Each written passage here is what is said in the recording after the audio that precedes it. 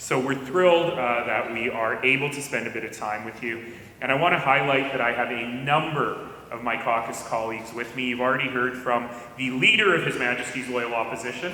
Not for much longer. For a little while longer. Christina Gray. Inshallah, as the Muslims say, not for much longer. We have Lauren Dack. We have Jasmine Dayol.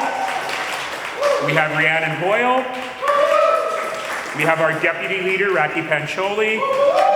Am I missing anyone? Oh, you're right there. We got some tall guy next to Raki. We have, of course, Nathan Ip. So we've got the north, the south, and the center of the city nicely covered off. And it's great to have you all, and I hope that you will all take a moment to spend time with some of these MLAs who not only come from diverse backgrounds, but represent extraordinarily diverse communities as well. And that's really what I wanted to talk with all of you about today.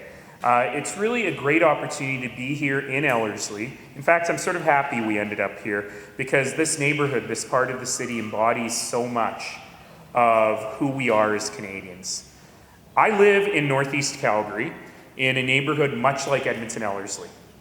I sometimes joke that the city of Calgary didn't know whether they should zone my neighborhood urban or suburban, so they went for turban. But I can tell that joke in Ellerslie. I can't tell it in other places. But I have seen over my years in this province a real shift, particularly in our cities, and in how we think about pluralism and how we think about diversity. I was not only the first Muslim mayor in the Western world, I was the first person of color to be a mayor of a large city in Canada.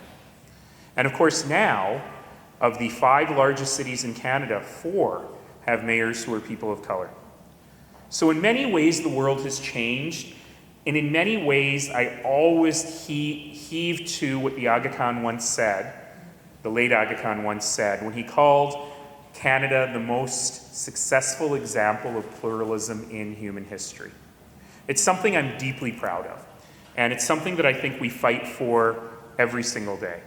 And as I've been getting to know Edmonton better, I've been seeing that diversity reflected in so many different ways, whether I'm in Little Italy or Chinatown, when I'm meeting Somali communities in North Edmonton, or Filipino families in Mill Woods, or if I'm at the Nagar Kirtan with 50,000 people, mostly Punjabi, but one of the best things about the Nagar Kirtan was that people from every background were there to meet their neighbors and to see what was going on and maybe get some samosas. Edmonton is home to people from over 160 countries who speak over 100 languages. Edmonton is one of the most diverse cities in Canada. It goes Toronto, Vancouver, Calgary, Edmonton, Montreal. And that is a real strength for us. But things have really changed. Even in the almost more than 3 years now, because I've been in this job for a year, in the 3 years since I've been mayor, the demographics of our community have changed. Both Calgary and Edmonton region have grown by nearly 100,000 people. And we've gone from, when I first became mayor, 1 in 5 Calgarians being a racialized person, part of a visible minority, to now nearly 40 or 45% of Calgarians belong to racialized minorities. Here in Edmonton, over 23% are recent immigrants, and 40% of our residents speak a language other than English or French at home. These are boring numbers, but what they really mean is that the nature of life in the community is changing. And particularly in a world where we're seeing so much division and anger and backlash, where we're seeing members of ethnic communities being used by politicians to foment dissent, it's something we have to be very careful of. And we have to remind ourselves that our success on this land is due to the generosity of the people who welcomed us to this land. That our success on this land is due to the fact that the community had a stake in our success. That the community wanted each of us to succeed. It's my own life story. I grew up in Northeast Calgary in a family that was sometimes poor and sometimes very poor.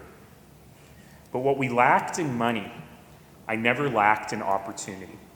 Because that community I lived in, to whom I looked kind of funny, ate weird food, worshipped in a way that didn't make sense, nonetheless wanted me to succeed. And that comes from a couple of different places. It comes from extraordinary public services. It comes from the fact that every child in this community deserves an outstanding public education. That everybody in this community deserves outstanding public transit to help them get around. That everyone in this community deserves outstanding public recreation facilities to help them learn to swim. That everyone in this community deserves outstanding public libraries.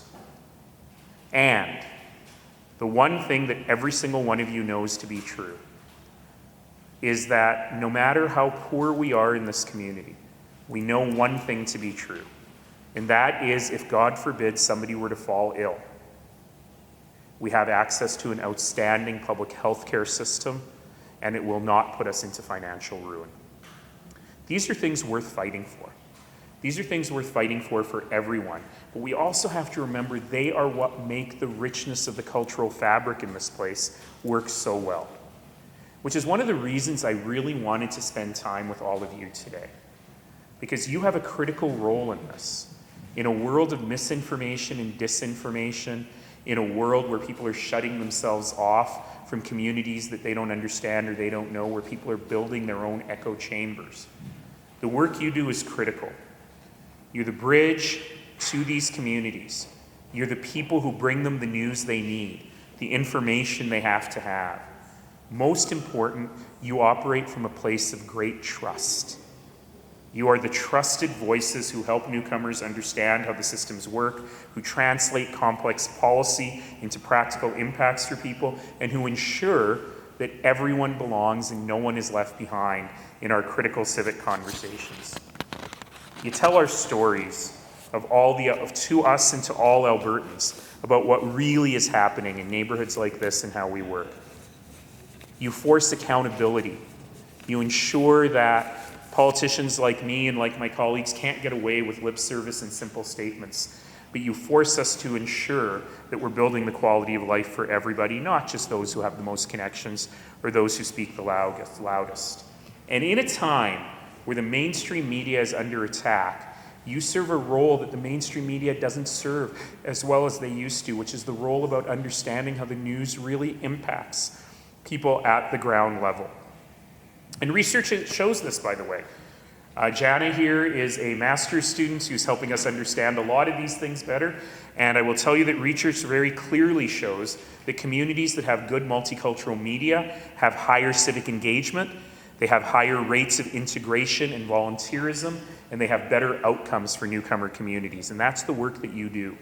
And I'm deeply, deeply grateful that you do that work every day.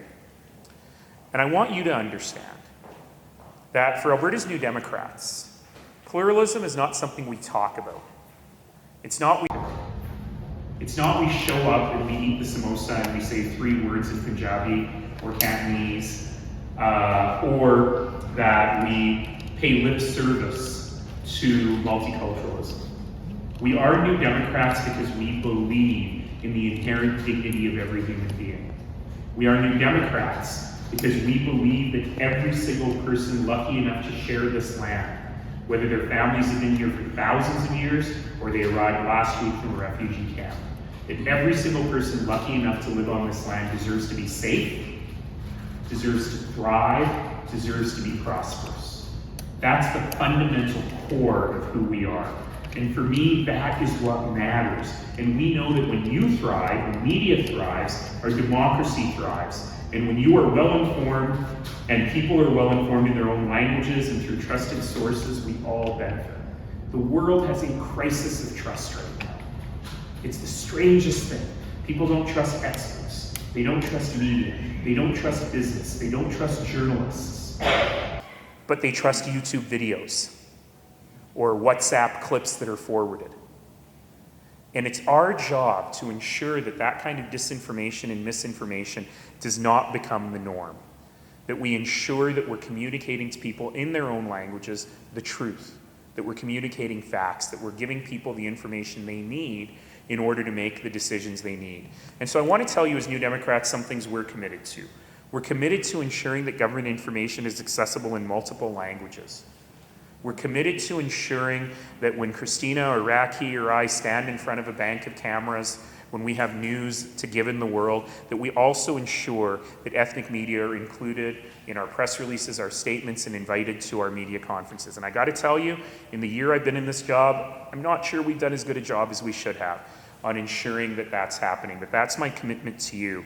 We want to make sure that we have pathways for emerging journalists from all backgrounds, which is a fancy way of saying, if you want to get to my heart, you can say I'm a journalist just starting out, and it would mean a lot to me to get an interview with you.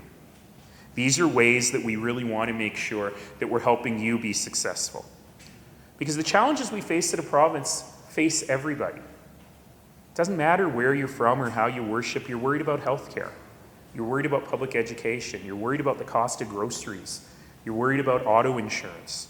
You're worried about making sure your kids have great access to education, but also will have access to great jobs going forward. You're worried about your own jobs. And there's no way that we build a better Alberta for all if we're not listening to all voices. So tonight is really about recognizing all of you, recognizing you as essential partners in the work we do. It's about thanking you, and I want to say thank you. Thank you for the work you do every single day to keep our communities engaged, informed, and connected. The province is stronger because of the dedication of the work that you do. When I ran for the leadership last year, you may recall that my slogan was, "For Alberta, for all of us." And I believe that to this day, that we are stronger when we act for all of us. And the work you do is a critical part of that. So I want to say thank you to all of you for being here today. Thank you for the work that you do, and I hope that we can have a good conversation about what we can do to make your lives easier and how we can spread information even better.